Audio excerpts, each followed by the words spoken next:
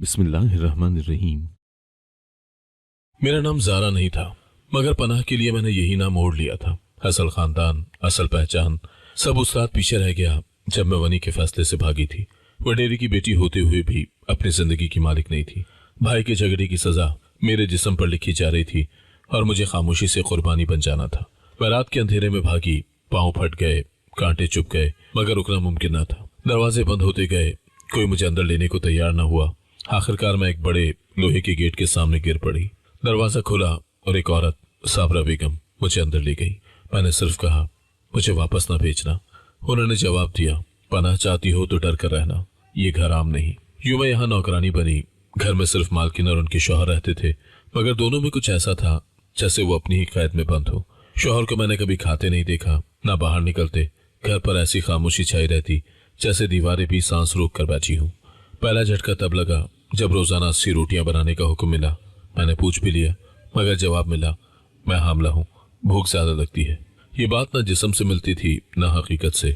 रोटियां गायब हो जाती, न प्लेट में न कूड़े में, बस डब्बे से सीधी कहीं और। घर का स्टोर रूम सबसे खौफनाक जगह था। पुराना जंगालूद, ताला और अंदर से कभी कभी हल्की सांसों जैसी आवाज। मैं गुजर जाती, मगर दिल दरवाजे के अंदर झांकने की कोशिश करता। एक शाम मैंने मालकिन को स्टोर रूम के सामने देखा।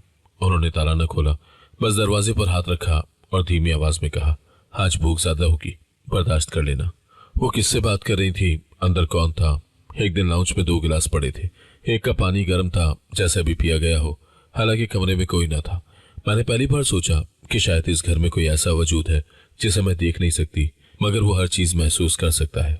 उसी शाम मैंने उन्हें आईने से बात करते देखा। उनके बराबर आईने में एक साया सा खड़ा था। मैंने ट्रे गिरा दी। ज़ारा, होश से काम किया करो, वो चिल्लाई। रात को कदमों की चाप मेरे कमरे के सामने से गुजरी। मैं छुप कर देखने लगी। मालकिन डब्बा लिए स्टोर रूम जा रही थी। उन्होंने दस्तक दी। अंदर से खटकी, कमजोर मगर वाज़ेह आवाज आई। फिर एक घुटी हुई आवाज, क्या वो जाग रही है? मेरी सांस रुक गई। मालकिन बोली, नहीं अभी नहीं। उसी लम्हे मेरे कदम के नीचे लकड़ी चरचरा गई। मालकिन चौंक कर पलटी। कौन है वहां? मैं जान बचाने की तरह भागी और कमरे में पनाह ली। रात मेरी हड्डियों में उतर गई। सुबह किचन में डब्बा खाली मिला, मगर गर्म था, जैसे अभी अभी किसी ने पकड़ा हो। मैं देर तक उसे घूरती रही। क्या इंसान रोटियों को यूं निगल सकता है? क्या कोई जिंदा चीज इतनी भूखी हो सकती है? मैंने रोटियां बनाना शुरू की, मगर हाथ बार बार कांप रहा था। मालकिन ने मुझे जब देखा तो पूछा, ज़ारा, कल रात तुम जाग रही थी? मैंने झूठ नहीं बोला, आंख खुल गई थी। वो घबरा गई। तुमने कुछ सुना? सिर्फ आहट और आपकी आवाज। उनका चेहरा सफेदी में डूब गया।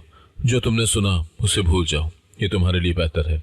मैं चुप रही, मगर अंदर की आवाज कभी खामोश न हुई। कुछ था, कोई था, और मैं चाहे कितनी ही आंखें बंद कर लूं, वो हकीकत दरवाजे के पीछे सांस लेती रहती थी। इब्तिदा में मैंने सब कुछ वहम समझने की कोशिश की, लेकिन पिछली रात के वाकयात ने मेरे कदमों के नीचे से ऐसी जमीन खींची थी कि अब घर का हर कोना, हर दरवाजा, हर सांस एक मोम लगने लगा था। मैंने खुद को समझाया कि शायद थकन है, शायद भूख, या शायद सफर का सदमा भी बाकी है, मगर रोज रोज होने वाली आवाजें वहम नहीं हो सकती। पहले पहल तो मुझे लगा कि शायद चूहे होंगे, शायद लकड़ी के फर्श में दरारें होंगी, लेकिन जब एक सुबह किचन के अंदर बर्तनों की तरतीब बदली हुई मिली और मैं जानती थी कि रात में किचन में कोई नहीं आया, तो मेरा दिल अजीब तरह धड़का। कभी ऐसा लगता जैसे दीवार के उस पार कोई दबे पांव चल रहा हो। मैं मोड़ पर रुक जाती तो आवाज भी रुक जाती। मैं आगे बढ़ती तो फिर हल्की सी चाप सुनाई देती, जैसे कोई मेरी हरकत का मुशाहिदा कर रहा हो। मैंने एक बार आहिस्ता से दीवार पर कान लगाकर सुना। अंदर से किसी के सांस लेने जैसी हल्की और मुसलसल आवाज आ रही थी। मैं उछलकर पीछे हो गई, मगर मैंने फौरन खुद को डांटा, ज़ारा, पागल मत बनो, ये घर बड़ा है, शायद पाइपलाइन की आवाज हो। मगर सच ये था कि मेरा दिल भी जानता था आवाज पाइप की नहीं, किसी जिंदा वजूद की थी। एक दिन दोपहर के वक्त मैं कपड़े तय कर रही थी कि मुझे लाउंज में किसी की सरगोशी सुनाई थी। मैं ठिठक कर खड़ी हो गई। घर में ना मालकिन का शौहर निकलता था, न कोई मेहमान आता, तो ये सरगोशी किसकी थी? मैं दबे कदमों चलती हुई दरवाजे के करीब पहुंची, जहां से आवाजें आ रही थी। नहीं, आज देर नहीं होगी, बस थोड़ा सब्र कर लो। ये मालकिन की आवाज थी। मेरा गला खुश्क हो गया।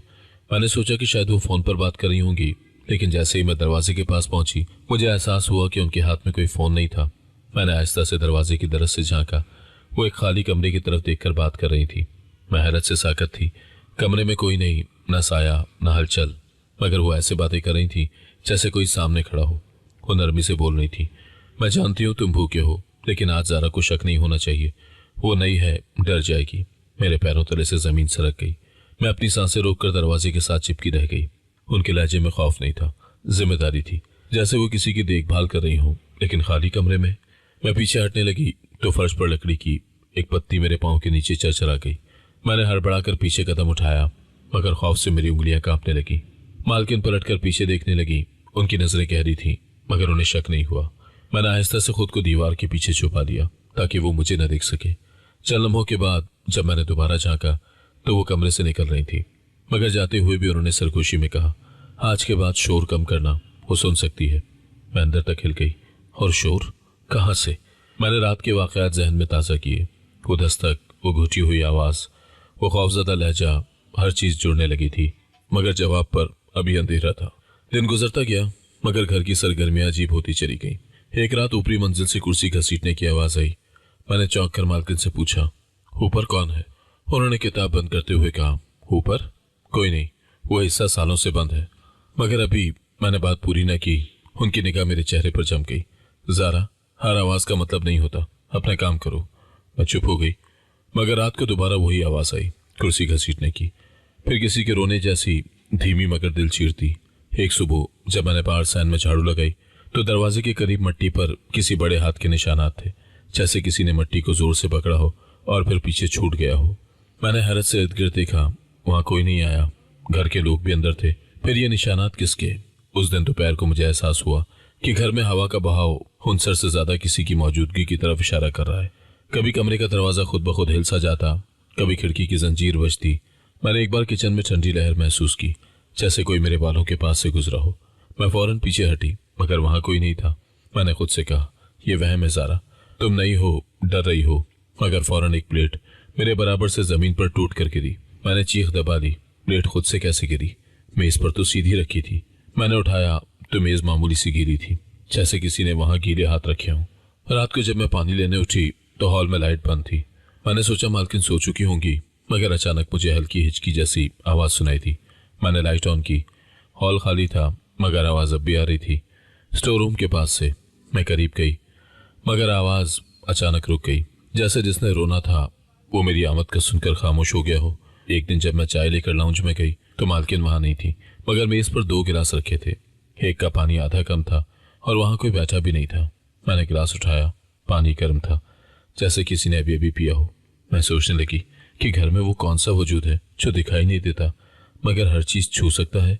उस शाम मैंने मालकिन को आईने के सामने खड़े देखा। वो धीमी आवाज में बोल रही थी, बस थोड़ा सब्र, कल बेहतर हो जाएगा। मैंने पूछा, आप किससे बात कर रही हैं? वो चौंक कर बोली, किसी से नहीं, अपना काम करो। मगर आईने में मैंने उनके बराबर एक धुएं जैसे साई की झलक देखी। उस लम्हे मेरे हाथ से ट्रे गिर गई। मालकिन ने सख्त लहजे में कहा, ज़ारा, समझदारी से काम करो। मैंने उनकी आंखों में देखा, वो खौफजदा नहीं थी, बल्कि किसी ऐसे बोझ तले दबी थी जिसे वो ना उठा सकती थी ना छोड़ सकती थी। तब मुझे यकीन हो गया कि ये घर आम नहीं और मैं यहाँ अकेली नहीं। अगली सुबह घर अजीब तनाव से भरा था।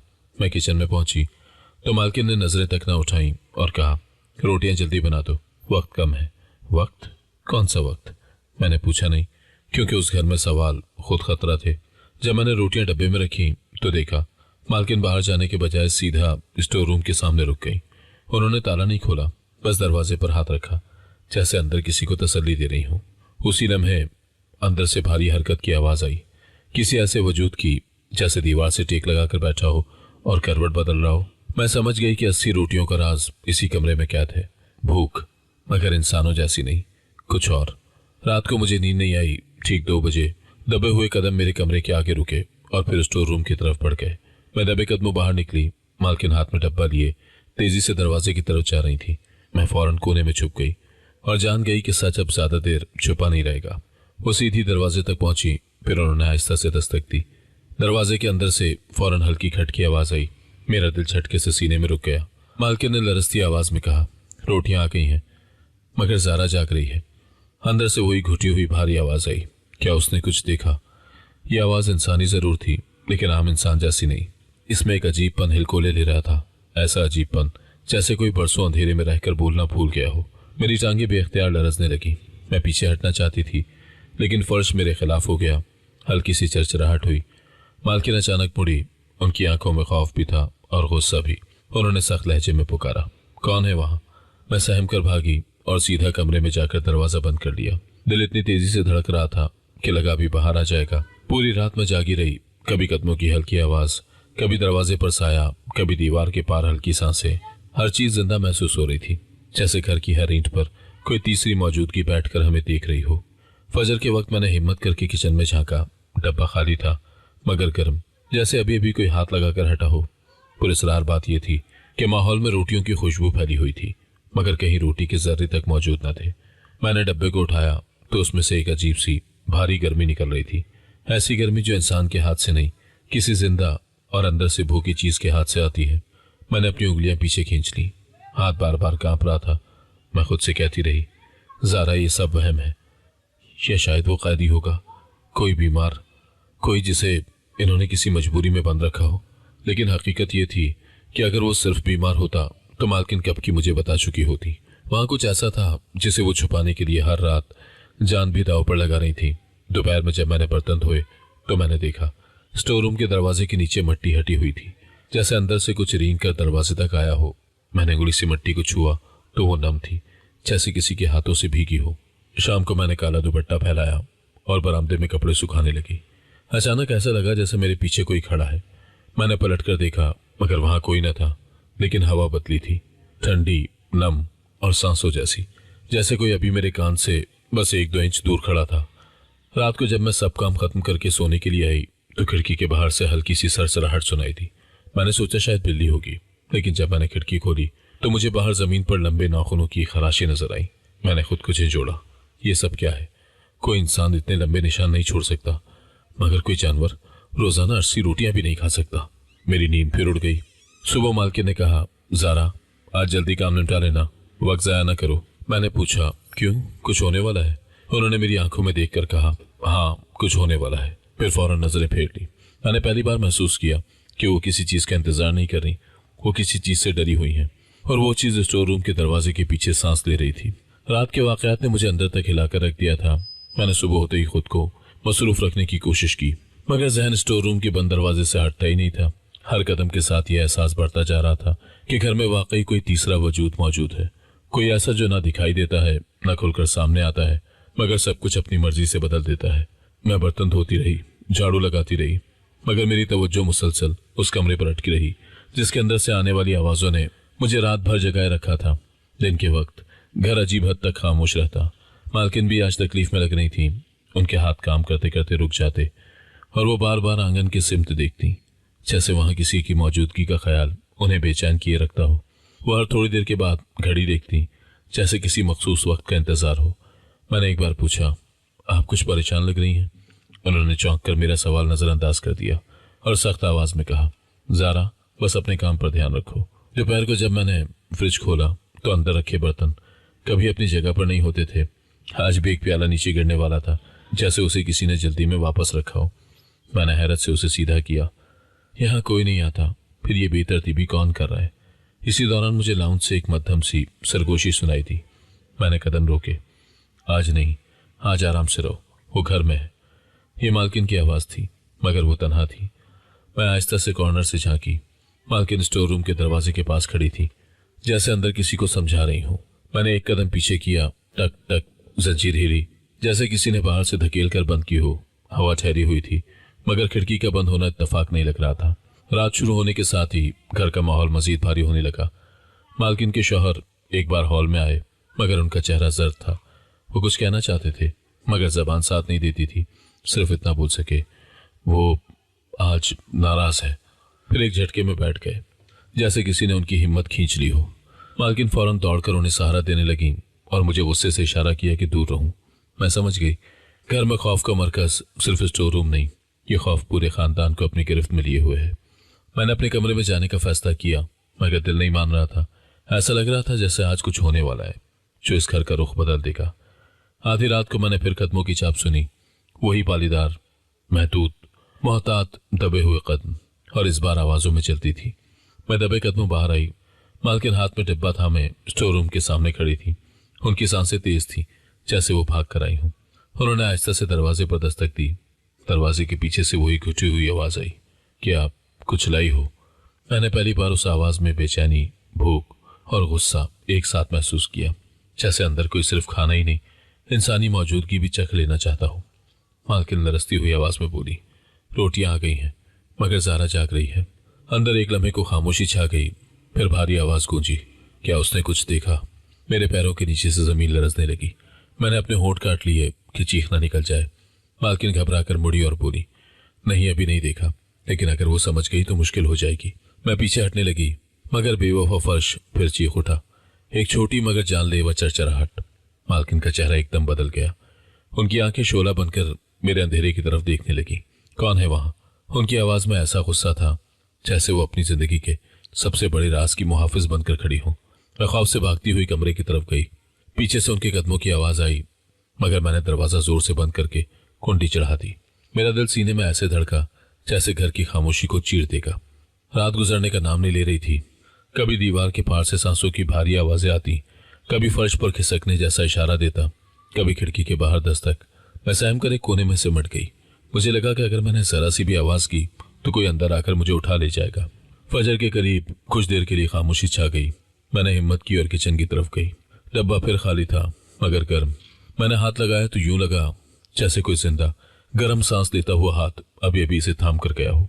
काउंटर पर रोटी के टुकड़े तक न थे, मगर खुशबू पूरे घर में फैली हुई थी। ऐसी खुशबू जो किसी पेट भरने वाले की भूख की नहीं, किसी बेकाबू बेरहम भूख की निशानी थी। मैंने डब्बा साइड पर रखा, मगर उस लम्हे मेरी उंगलियां कांपने लगी, जैसे मेरे हाथों ने ऐसी चीज को छू लिया हो जिसके पीछे कई सालों का दर्द, भूख, कैद और तशनगी बंद हो। दिन चढ़ा तो घर एक बार फिर अपनी मसनूई खामोशी में डूब गया, मगर अब मैं जानती थी इस खामोशी के पीछे कोई था, कोई जिसे मालकिन छुपाने की कोशिश कर रही थी, कोई जो कभी सामने नहीं आता, मगर हर खिड़की के दरवाजे और हर राहदारी के पीछे जिंदा मौजूद है। मैंने खुद को समझाने की कोशिश की, मगर जहन में सिर्फ एक सवाल था, वो कौन है जो इतना भूखा है, इतना कैदी है और इतना करीब है। मैंने कोशिश की कि मामूल के मुताबिक अपने काम में मसरूफ रहूं, मगर अंदर कुछ बदल चुका था। खौफ अब किसी साए की तरह मेरे साथ हर जगह चलता था। सुबह जब मैं किचन में दाखिल हुई तो घर की फिजा पहले की निस्बत ज्यादा भारी महसूस हुई। मालकिन भी आज गैर मामूली हद तक खामोश थी। उनका चेहरा ऐसे था जैसे रात ने उनसे नींद, सुकून और हिम्मत सब छीन ली हो। मैंने आहिस्ता से सलाम किया, मगर उन्होंने सिर्फ सर हिलाया, आंखें तक नहीं उठाई। ये वही औरत थी जो हर बात पर तेज लहजा रखती थी, मगर आज वो जैसे मिट्टी की बनी हो, खाली, टूटी हुई। मैंने रोटियां गूंदना शुरू की, मगर जब मैंने डब्बा खोला तो उन्होंने बेध्यानी में कहा, आज 85 बना देना। मैंने हाथ रोक लिए। 85? मगर आपने तो कभी। वो चौंक कर मेरी तरफ मुड़ी। ऐसा लगा जैसे मैंने कोई ऐसा राज छू लिया हो जिसकी हुर्मत को वो बरसों से संभाले बैठी हो। उन्होंने आहिस्ता से कहा, बस कुछ दिनों के लिए जरूरत बढ़ गई है, पूछा मत करो। मेरे अंदर सवालों की एक आग भड़क उठी। किस चीज की जरूरत? क्या अंदर मौजूद वजूद भूख से पागल हो रहा था, या वो मजीद ताकतवर हो रहा था? मगर मैं खामोश रही। मैं जानती थी कि एक गलत सवाल इस घर के बंद दरवाजे खोल सकता है, वो दरवाजे जिनके पीछे जाने का मुझे अभी इख्तियार नहीं मिला था। दोपहर के करीब मैं सैन में सफाई कर रही थी कि अचानक मैंने महसूस किया कि दरवाजे के नीचे से एक लंबा सा साया गुजरा। मैं चौंक कर नीचे झुकी। वहां कुछ नहीं था, दरवाजा बंद था, हवा साकिन थी, मगर फिर भी ठंडी लहर मेरे हाथों से गुजर गई, जैसे अपने वजूद का ऐलान कर रही हो। मैंने घबरा कर हाथ पीछे खींच लिया। ये क्या है? मैंने खुद से सरगोशी की। उसी वक्त किचन में रखे मिट्टी के घड़े से पानी टपका। मैं भागी तो देखा घड़ा हल्का सा जुम्बिश ले रहा है, जैसे किसी ने अभी अभी छुआ हो। मैंने इर्द गिर्द देखा, मगर वहां कोई नहीं था। मैंने घड़े को सीधा किया, मगर हाथ भीग गए। पानी गर्म नहीं, ठंडा था, वैसा ठंडा जैसे किसी ने अंदर से सांस भरी हो। शाम को पहली बार मालकिन का शौहर मुझे नजर आया। वो दरवाजे की चौखट पर खड़े थे, मगर इतने कमजोर के लगा अभी गिर जाएंगे। उनके रुखसार अंदर धंसे हुए, आंखें गहरी सियाह गढ़ों की तरह और सांसें बेरब्त। उन्होंने आवाज देने की कोशिश की, मगर हलक खुश्क लग रहा था। बिलाखिर वो आहिस्ता से बोले, अगर यहाँ कोई गलत देखे तो वो जिंदा नहीं रहता। मेरे हाथ से कब छूटते छूटते बचा। मैंने पूछा, आप क्या कहना चाहते हैं? क्या देखने वाला मर जाता है? किसकी वजह से? मगर मैं पूरी बात सुनती इससे पहले ही मालकिन बीच में आ गई। ज़ारा, तुम्हें अपने काम से काम रखना चाहिए, गैर जरूरी सवाल ना करो। शौहर की आंखों में अजीब खाली सा खौफ था, जैसे वो कुछ कहना चाहते हो मगर जबान पर कफल लगा हो। उन्होंने पलट कर ऊपर देखा, जहां स्टोर रूम की जानिब जाती सीढ़ियां अंधेरे में गुम थी। मैंने महसूस किया कि वो वहां कुछ तलाश कर रहे हैं, शायद इजाजत, शायद आज़ादी, या शायद मौत से पहले किसी सच्चाई का एतराफ। वो आहिस्ता कदमों से वापस कमरे की तरफ चले गए। मैंने देखा कि उनकी कमर झुकी हुई है, जैसे वो किसी बहुत भारी बोझ के नीचे दब रहे हों। वो बोझ सिर्फ बीमारी का नहीं था, बल्कि एक ऐसे राज का था जो उनकी हड्डियों तक उतर चुका था। इस दौरान घर में एक और अजीब वाकया हुआ। मैंने बरामदे में टोकरे रखने थे, मगर जब मैं वहां पहुंची तो देखा कि टोकरा खुद ब खुद फर्श के बीचों बीच नीचे रखा था। हालांकि मैंने उसे दीवार के पास छोड़ा था। मैंने सोचा शायद हवा से हिला होगा, मगर दीवार के साथ रखा वजनी टोकरा खुद से 2 फीट दूर नहीं जा सकता था। रात होने लगी तो मैंने सोचा कि कमरे में जाकर दरवाजा बंद कर लूं, मगर जैसे ही मैं जाने लगी मुझे यूं लगा जैसे किसी ने मेरे कंधे को छुआ हो, हल्का सा मगर बिल्कुल वाज़ेह। मैंने फौरन पीछे देखा, मगर वहां सिर्फ खाली हवा थी।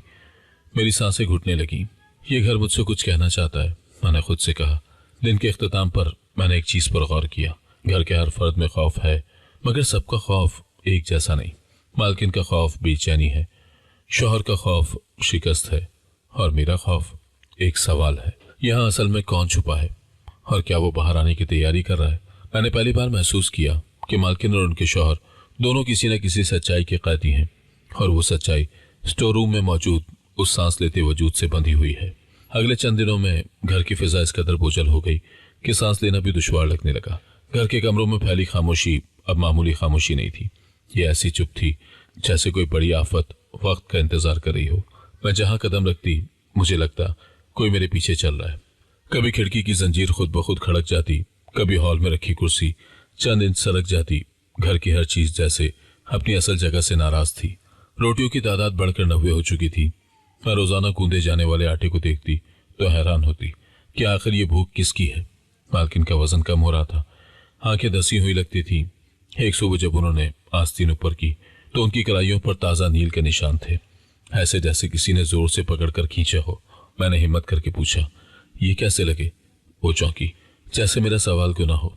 कुछ नहीं, बस गिर गई थी। मगर उनका झूठ कमजोर था और निशान बहुत गहरे थे। मैंने एक लम्हे को सोचा शायद शौहर ने हाथ उठाया हो, मगर पिछले एपिसोड की तरह वो खुद इतने कमजोर थे कि ठीक से चल तक नहीं सकते थे। उनका बोलना भी कम हो गया था, जैसे किसी ने उनसे जिंदगी निचोड़ ली हो। मैंने देखा था कि वो अक्सर स्टोर रूम के दरवाजे को देखकर होंठ काट लेते, जैसे बेहतरीन राज अंदर कैद हो और बदतरीन अंजाम बाहर। एक रात जब मैं पानी लेने जागी तो मुझे स्टोर रूम के अंदर से रेंगने की भारी आवाज सुनाई दी कि वो हल्की सरगोशियां या कदमों की चाप नहीं थी जो पहले आती थी। ये ऐसी आवाज थी जैसे कोई वजनी जिस्म फर्श पर घिसट रहा हो। दिल ऐसे रुक गया कि मैंने चलना ही छोड़ दिया। मैंने कान दरवाजे से लगाए तो अंदर से ऐसी आवाज आई जैसे कोई पंजों से जमीन नोच रहा हो। मैं पीछे हट गई। ये कोई इंसान नहीं हो सकता, मैंने खुद से कहा। आधी रात को अचानक मालकिन की चीख पूरे घर में गूंजी, नहीं बस करो। मैं भागकर बाहर आई तो मालकिन फर्श पर बैठी थी। उनके हाथ कांप रहे थे, दुपट्टा जमीन पर गिरा था। मैंने घबरा कर पूछा कि क्या हुआ। वो रोते हुए कह रही थी, वो भूखा है, बहुत भूखा, आज रोक नहीं पाऊंगी। उनके अल्फाज में रोने से ज्यादा शिकस्त थी, जैसे आज कुछ ऐसा हुआ था जिससे बचना मुमकिन ही नहीं था। मैंने उन्हें सहारा देना चाहा तो उन्होंने मेरा हाथ जोर से झटक कर दूर कर दिया। नहीं ज़ारा, दूर रहो, तुम नहीं समझती। उनकी आंखों में अजीब वहशत थी, जैसे रात स्टोर रूम के अंदर कुछ उन पर हमला कर चुका हो। शायद उन निशानों में से कोई ताज़ा था। वो बेरब्त आवाज में बोली, कल से अपने कमरे में ताला लगा कर सोना, कभी बाहर ना निकलना, चाहे कुछ भी हो जाए। आवाजें सुनो तो भी बाहर ना आना, समझी? मैंने खौफजदा सा सर हिलाया। एक पल को लगा कि वो मेरा भला चाह रही हैं, मगर मैं जानती थी कि यहाँ हर खैर खाई के पीछे कोई तल्ख हकीकत छुपी है। शायद वो हकीकत मेरी हिफाजत नहीं, मेरे जिंदा रहने के मौके से जुड़ी है। रात के 2 बजे मुझे फिर दरवाजे के हिलने की आवाज सुनाई दी, ठक ठक। इस बार आवाज बाहर से नहीं, अंदर से आ रही थी। दरवाजा अंदर से बज रहा था, जैसे कोई कैदी बाहर आने की कोशिश कर रहा हो। खोलो, मैंने कंबल पर मुंह रख लिया, मगर आवाजें तेज हो गई। फ्रेम हिलने लगा, कुंडी खड़कने लगी, जैसे कोई दूसरी तरफ से जोर लगा रहा हो। फिर अचानक सब रुक गया। इतनी खामोशी छा गई जैसे घर ने सांस रोक ली हो। मैं रोने के करीब थी।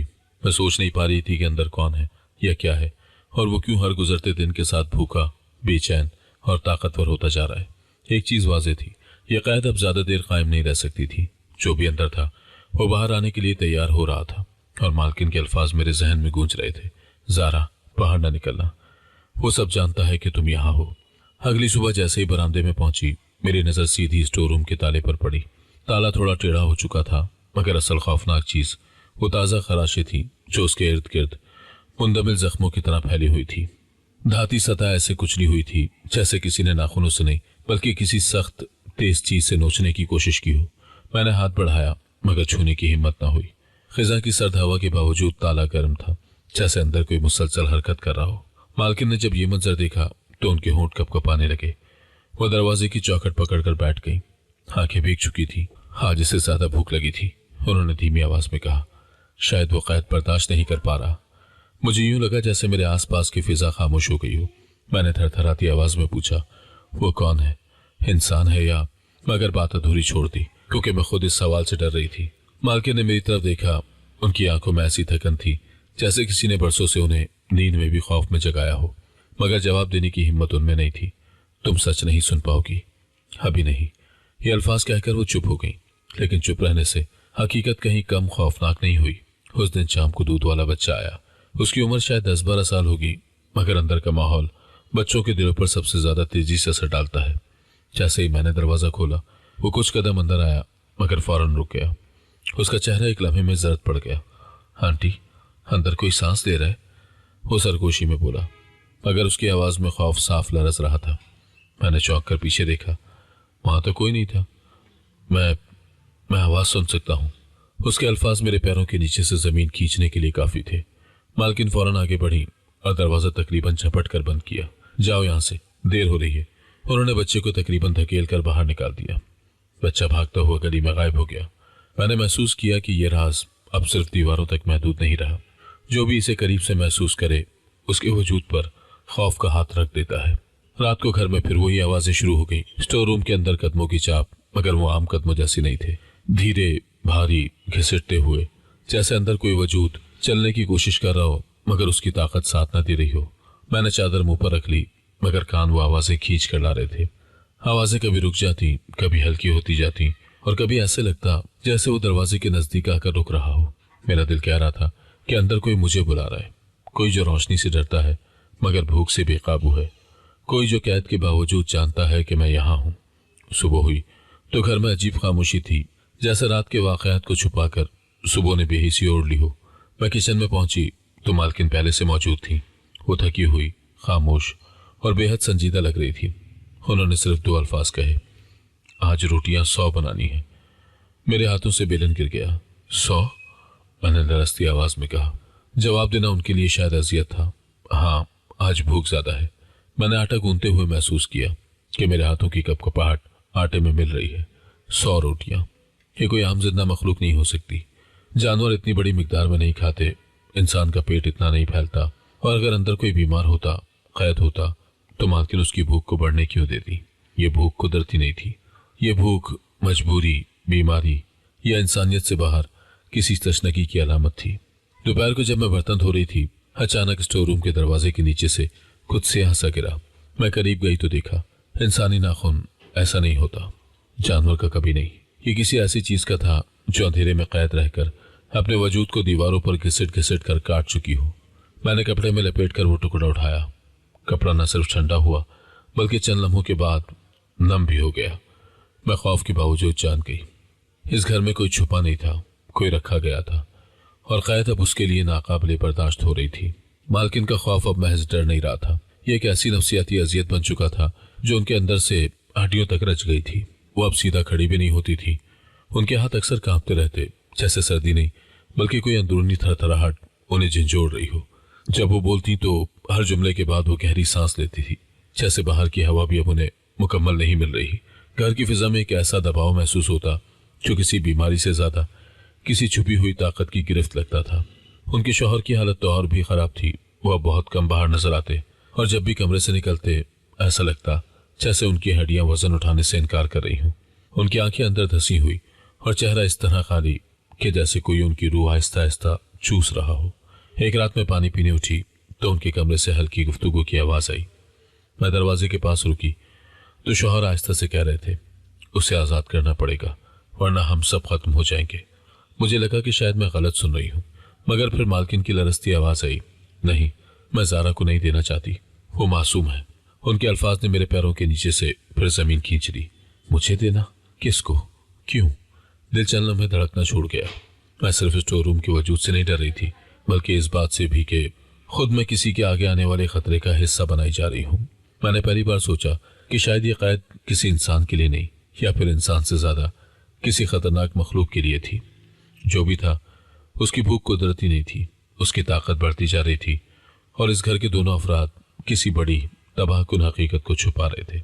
अगली रात जैसे ही लाइटें मद्धम हुई, स्टोर रूम के अंदर से सिर्फ दस्तक ही नहीं, बल्कि ऐसा शोर शुरू हो गया जैसे कोई भारी वजूद फर्श पर गिरकर पागलों की तरह मचल रहा हो। दरवाजा जोर से हिल रहा था, ताला जंजीर की तरह बज रहा था, दीवारें तक लरसने लगी जैसे पूरा घर किसी झटके में आ गया हो।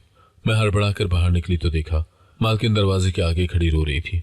रुक जा, बस कर दो, अभी वक्त नहीं। मगर अंदर से किसी ने जैसे दीवार पर जोरदार घूंसा मारा हो। धड़ाम, दरवाजा अपनी जगह से कांप उठा। मालकिन ने मेरे देखते ही चीख कर कहा, आज वो बाहर आ सकता है, ज़रा छुप जाओ, अभी भागो अंदर। मैं भागकर अपने कमरे में गई और अंदर से कुंडी लगा दी, मगर दरवाजे के पीछे भी वही खौफनाक माहौल फैलता गया। बाहर से गुर्राने, धाड़ने और फिर अचानक रोने जैसी आवाजें आने लगी। ये आवाज किसी इंसान की अजियत की भी हो सकती थी, या किसी ऐसी रूह की जो कैद से बगावत पर उतर आई हो। वो बहुत भूखा है, बहुत। मालकिन की चीख अभी तक मेरे कानों में थी। रात के 2 बजे शोर एकदम बढ़ गया। ऐसा लग रहा था कि अंदर कोई अपने जिस्म से दरवाजे को टक्कर मार रहा है, या जमीन को नोच कर बाहर निकलने की कोशिश कर रहा है।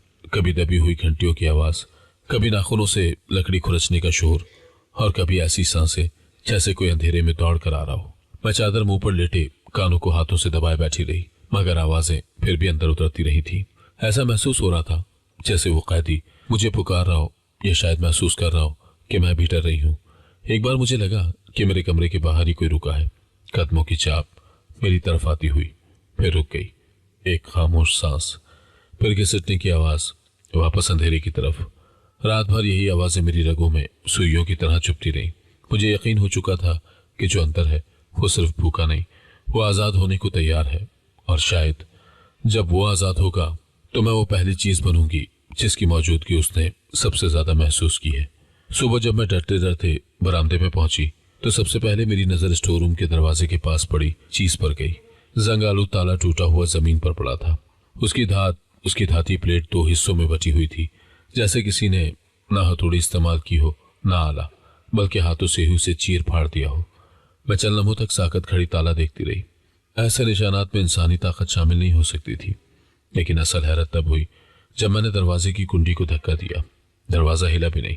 ताला टूटने के बावजूद दरवाजा अंदर से बंद था, जैसे कोई शोर मचाने के बाद फिर खुद ही वापस बैठ गया हो, जैसे किसी ने अपनी आजादी के इम्कान को खुद ही रोक दिया हो।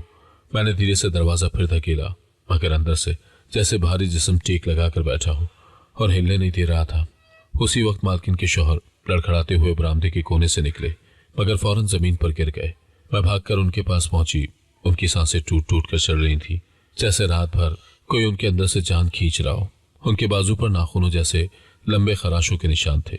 मैंने हैरत से पूछा, ये कैसे लगे? वो मुश्किल से चंद अल्फाज निकाल सके। वो बाहर आने की कोशिश कर रहा था। मालकिन भी अंदर से निकली, मगर उनका चेहरा पहले से ज्यादा जख्मी था। उनकी गाल पर 3 गहरी खराशें थी, जैसे किसी ने पूरी कुव्वत से चीरी हो। वो हाँप रही थी, पसीना पसे मंजर की धुंध में चमक रहा था। वो लरसती आवाज में बोली, आज हम बच गए, मगर कब तक? ये अल्फाज उनके खौफ की गहराई नहीं, बल्कि एक ना खत्म होने वाली जंग का ऐलान थे। मैं मजीद बर्दाश्त नहीं कर सकी। पूरे घर में छाया अंधेरा, भूख, रेंगती आवाजें, बंद दरवाजे, टूटे ताले, सब कुछ अपने अंजाम के करीब लग रहा था। मैंने गुस्से और खौफ के मिले जुले लहजे में कहा, आखिर अंदर है क्या? इंसान, जिन, कैदी, कौन? आप लोग सच क्यों नहीं बताते?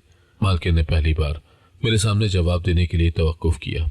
उनके हाथ लरस रहे थे, आंखों में छुपी हुई कहानी जैसे बरसों का बोझ उठाए खड़ी हो। आखिर उन्होंने आहिस्ता से आंसू पोंछकर कहा, ये इंसान ना जिन। फिर वो चंद लम्हों के लिए खामोश हो गई। वो मेरे भाई का बेटा है। मेरी सांस रुक गई। उन्होंने बात जारी रखी, एक माजूर नौजवान जिसे गांव वालों ने बदशगून कहकर कैद कर दिया था। मेरा दिल धड़कना भूल गया। मैं हैरत से उनकी बात सुनती रही। वो रोशनी बर्दाश्त नहीं कर सकता, आवाजों से डर जाता है, मगर भूख उसे पागल कर देती है। उन्होंने रोते हुए कहा, वो बीमारी से ज्यादा खौफ का शिकार है।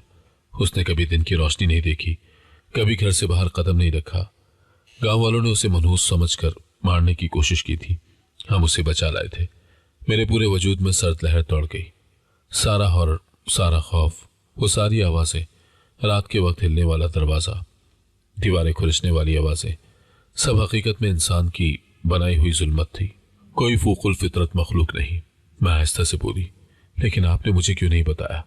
वो थकी हुई आवाज में बोली, अगर बताती तो तुम डर कर भाग जाती, या ऐसे किसी को बता देती, दुनिया उसे मार डालती। हम उसे यतीम नहीं छोड़ सकते थे। वो बेजरर है, बस भूखा होता है तो अपनी ताकत पर काबू नहीं रख पाता। उसी वक्त अंदर से धीमी मगर बहुत इंसानी से इसकी सुनाई दी, ऐसी आवाज जो इंसान होने का सबूत देती, खौफ का नहीं, तकलीफ का। मैं दरवाजे के करीब गई। दरवाजे के नीचे से किसी की उंगली की हल्की सी हरकत दिखाई दी, कमजोर, लरसती हुई। एक लम्हे को मेरी आंखों के सामने वनी की रात याद आई। जुल्म, कैद, सजाएं, रस्में। मैंने खुद से कहा, क्या वाकई वो बदशगुन है या माशरा? मालकिन फिर बोली, हमने उसे छुपाया। उसकी भूख बढ़ती है, मगर वो किसी को नुकसान नहीं पहुंचाना चाहता। वो डरता है, दुनिया से भी, खुद से भी। मैंने पहली बार मासूमियत का खौफ महसूस किया। वो लड़का इंसान था, मगर लोगों ने उसके खौफ को भूत बना दिया, उसकी बीमारी को नहुसत और उसकी भूख को वहशत कह दिया। मैं साकत खड़ी रही। ये खौफ नहीं, ये एक मुआशरती जेल थी। मालकिन की आंखें बह रही थी। हम उसे यतीम नहीं छोड़ सकते थे, मगर दुनिया उसे मार डालती। मैंने पहली बार इस घर के दर्द की असलियत देखी। यहाँ भूत नहीं रहते, यहाँ वो इंसान रहते हैं जिन्हें लोग भूत कहकर जिंदा दफन कर देते हैं। मैंने पहली बार स्टोर रूम का दरवाजा खुद खोला। कुंडी एक लम्हे को रुकी, जैसे दरवाजा भी सोच रहा हो कि मुझे अंदर जाने देना चाहिए या नहीं। फिर आहिस्ता से चरचराती हुई खुल गई। अंदर बहुत गहरा अंधेरा था। वो अंधेरा ऐसा नहीं था जो रोशनी से खत्म हो जाए। ये वो अंधेरा था जो बरसों के खौफ, खामोशी और कैद से पैदा होता है। मैंने कदम अंदर रखा तो सर्द हवा के झोंके ने मेरी सांस रोक दी। कमरे में नमी भी थी और मिट्टी की वो मखसूस बू भी, जो बिल्कुल उन्हीं जगहों से आती है जहां जिंदगी सिर्फ सांसों पर कायम हो। मेरी आंखें कुछ लम्हों के बाद आगे देख सकी। वहां बिल्कुल कोने में एक दुबला पतला नौजवान सहम कर बैठा था, घुटने सीने से लगे हुए, बाजू उनके इर्द गिर्द लिपटे, जैसे खुद को दुनिया से छुपाने की आखिरी कोशिश हो। उसकी आंखें रोशनी से उलझी हुई थी, चेहरा खौफ से भरा हुआ, और जिस्म इस तरह कांप रहा था जैसे कोई बहुत कमजोर परिंदा सर्दियों में पनाह ढूंढने की कोशिश करता है। मगर वो इंसान था, मुकम्मल इंसान, ना खतरनाक, सिर्फ मजबूर। मैंने देखा कि उसके हाथ पांव बंधे नहीं थे। वो अपनी मर्जी से बैठा था, लेकिन उसमें बाहर निकलने की हिम्मत ही नहीं थी। जैसे वो दुनिया से नहीं, दुनिया की नफरत से डरता हो। जैसे कोई जख्मी जानवर जानता हो कि बाहर साया उसे दोबारा जख्मी करेगा, इसीलिए वो कैद के बावजूद कैद में ही महसूस करता है। मालकिन मेरे पीछे खड़ी थी। उन्होंने धीमी आवाज में कहा, गांव वालों ने कहा था ये मनहूस है, मगर ये सिर्फ बीमार है। उनके लहजे में एक ऐसा दर्द था जो मैं पहली बार समझ पाई। वो उसे छुपाने वाली नहीं, उसे बचाने वाली थी। मैंने आहिस्ता से पानी का गिलास उस नौजवान की तरफ बढ़ाया। पहले वो समटा, खौफजदा सा पीछे हुआ।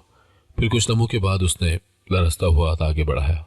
वो हाथ सर्द तो था, मगर इंसानी था, गर्मी से खाली, मोहब्बत से खाली, मगर भरोसे की पहली किरण से रोशन। उस एक लम्हे में मेरे अंदर छुपा हुआ सारा खौफ पिघल गया। ये कोई वैशी मखलूक नहीं, ये इंसान था, जुल्मज़दा इंसान, बदनाम इंसान, और सबसे बढ़कर बेहद भूखा इंसान। शौहर दीवार से टेक लगाकर खड़े थे। उन्होंने कमजोर आवाज में कहा, हम इसे शहर के अस्पताल ले जाना चाहते हैं, मगर मोहल्ले वाले जान जाएंगे तो हंगामा हो जाएगा। वो कहेंगे हमने भूत पाल रखा है या कोई नहुसत घर में बसा ली है। उनके लहजे में खौफ कम और बेबसी ज्यादा थी। मैंने पहली बार इस खानदान के बोझ का असल वजन समझा। मैंने चारों तरफ नजर दौड़ाई। वो कमरा जेल नहीं था, वो पनाहगाह थी। उस पनाह में एक बौखलाई हुई भूख भी थी, एक खौफ भी, और एक इंसानी दिल भी जो कभी धड़कना छोड़ने को तैयार था, मगर फिर भी जिंदा था। मुझे अंदाजा हुआ कि 80 रोटियों, 90 रोटियों और 100 रोटियों का राज कोई भूत, जिन या मखलूक का अफसाना नहीं था। यह एक भूखी, खौफजदा रूह का किस्सा था जो माशरे के जुल्म, लानत और जहालत के हाथों कैदी बनी हुई थी। बाहर लोग उसे बदशगून कहते थे, मगर असल बदशगूनी वो सोच थी जो किसी कमजोर को जिंदा रहने का हक ना दे सके। घर के हर फर्द ने इस राज का वजन उठाया था, एक जीती जागती जिम्मेदारी जो हर सुबह इस खौफ के साथ जीती थी कि कहीं कोई जान न ले, कहीं कोई देख न ले, कहीं कोई उस बदनसीब को वहशी कहकर मार न डाले। मैंने फैसला किया कि अब मैं इस खानदान को तन्हा नहीं छोड़ सकती। मैं रहूंगी, इसका ख्याल रखूंगी। मेरी आवाज खुद मुझे मजबूत लगी। ये जुर्म नहीं, ये हिफाजत है। वो मासूम है। नौजवान ने पहली बार मेरी तरफ नजरें उठाई। उसकी आंखों में हैरत भी थी, शक भी, मगर एक धीमी सी उम्मीद भी। उसने सरगोशी में कहा, मैं बुरा नहीं, मैं बस डरता हूं। इस एक जुमले ने मेरे दिल में एक ऐसी गिरह खोल दी जिसका वजूद मुझे पहले मालूम भी न था। ये सच था, कभी कभी सबसे बड़े खौफ असल में सबसे बड़ी गलतफहमियां होते हैं। हम अंधेरे से नहीं डरते, हम उन कहानियों से डरते हैं जो लोगों ने अंधेरे में बुनी होती हैं। और सबसे बड़ा जुल्म वो माशरा होता है जो किसी कमजोर, किसी बीमार, किसी बेबस इंसान को भूत का नाम देकर जिंदा ही दफन कर देता है। मैंने उस नौजवान की तरफ देखा और समझ गई, ये कहानी खत्म नहीं हुई। ये तो अभी एक नए आगाज की तलाश में है। अगर आपको आज की कहानी पसंद आई है तो वीडियो को जरूर लाइक कीजिएगा और अपने दोस्तों के साथ भी शेयर कीजिएगा। और हाँ, अगर आपने अभी तक हमारा चैनल सब्सक्राइब नहीं किया तो जरूर सब्सक्राइब करें। मिलते हैं कल एक नई और दिलचस्प कहानी के साथ। अल्लाह हाफिज।